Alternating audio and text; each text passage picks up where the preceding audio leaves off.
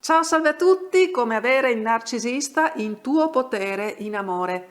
Non lo dico mai, ma questa volta lo dico, iscriviti al canale, così potrai interagire con noi, pormi le tue domande, ma le puoi porre anche alla community, naturalmente, del canale, Tu ed Io, e metti mi piace ai video di Tu ed Io se li apprezzi. Se ti trovi in una situazione difficile, magari conflittuale con il tuo compagno o la tua compagna, specie se c'è di mezzo una personalità difficile, come magari quella narcisistica, ma anche se border, istrionica o antisociale e non sai come gestirla, oppure sei reduce da una chiusura del rapporto e vorresti riavere il tuo ex o la tua ex, oppure superare il difficile momento post chiusura, mettiti pure in contatto con me, nelle note trovi i link e le mail di contatto. Come avere il narcisista in tuo potere in amore? C'è una precondizione per avere il narcisista in tuo potere? Certamente c'è, ed ha a che vedere con il tuo stato emotivo e vibrazionale. Se non raggiungi uno stato emotivo vibrazionale sul piano psicoemotivo adeguati, qualsiasi tattica e comportamenti che tu possa mettere in atto saranno vani.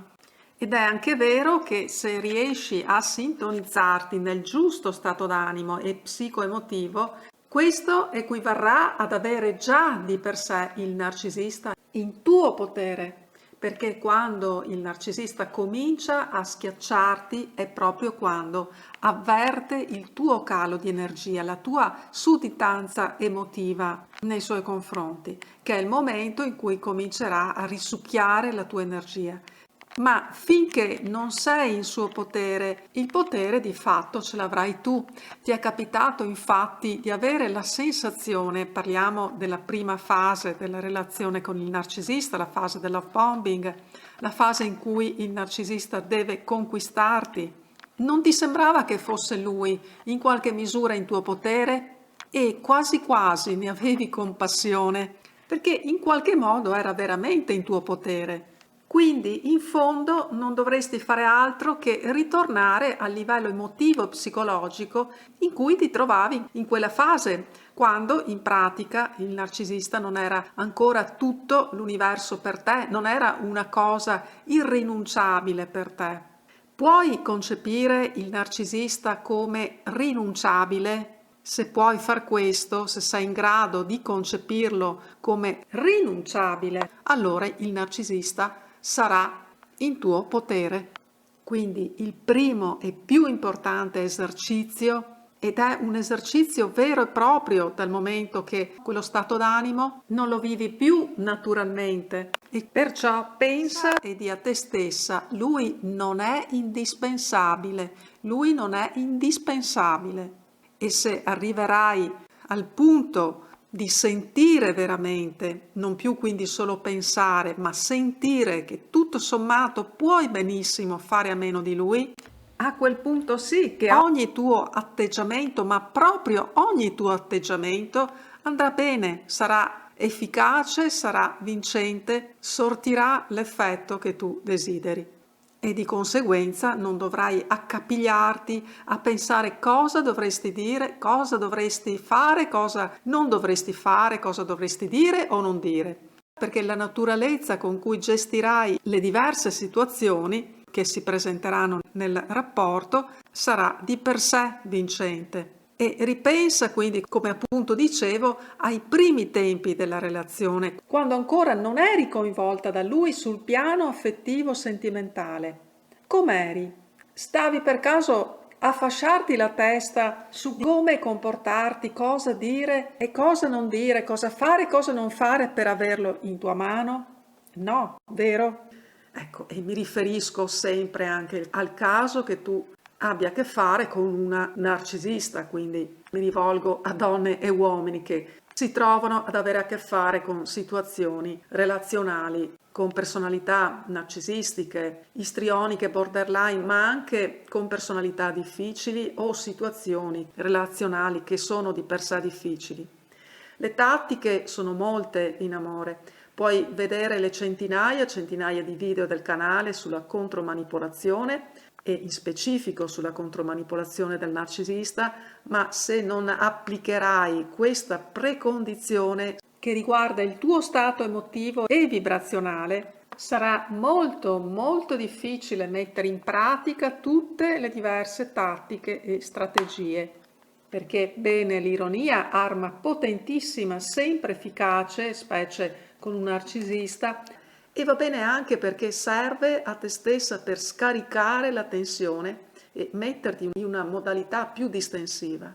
Bene anche esserci, non esserci per lui, essere calda ed affettuosa in un caso, in un altro magari darti latitante, assente. Quindi in pratica lasciarlo senza coordinate certe su di te. Ma se il tuo grado vibrazionale ed emotivo è basso, non riuscirai ad importi al narcisista in tutta la tua forza vitale ed emotiva, per poterti comportare naturalmente in modo da non risultare avvinghiata a lui in definitiva, succube, insicura, timorosa di perderlo, fintanto che il narcisista si percepisce superiore a te emotivamente e psicologicamente ti avrà in scacco. Invece sei tu che puoi prendere assolutamente consapevolezza della tua forza, non solo psicoemotiva, ma anche spirituale. Cosa questa che fa una bella differenza con il narcisista, perché è quello che lo scalzerà completamente in ragione del fatto che il narcisista è molto molto carente sul piano spirituale ed animico. Sempre che anche tu naturalmente non sia narcisista, non diamo per scontato di essere tutti empatici e in massimo grado.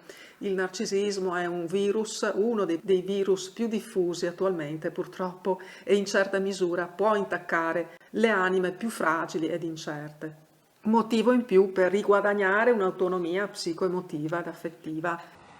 Qui ti ho parlato quindi in particolare delle precondizioni per applicare le tante tattiche che ti ho illustrato in tantissimi altri video, perché se non ci sono queste precondizioni è pressoché impossibile che tu riesca pienamente a gestire una personalità così difficile come quella narcisistica e specie se maligna. Quindi devi lavorare essenzialmente, soprattutto, prima di tutto sul tuo attaccamento affettivo. Lo possiamo fare insieme perché la cosa importante è che tu sia fermo e ferma con te stesso, con te stessa, perché non si ottiene mai nulla se non ci metti e non ci si mette il dovuto impegno. Almeno se l'impegno non lo hai naturalmente incorporato nella tua forma mentis e psichica, in modo tale che anche ciò che vuoi ottenere lo otterrai con una minima percezione dello sforzo, se non altro, e con maggiore facilità. Intanto ti abbraccio forte, naturalmente, forza tutta, grazie della tua presenza meravigliosa per tutti noi. Un abbraccio ancora, ciao, a presto, ciao, ciao, ciao.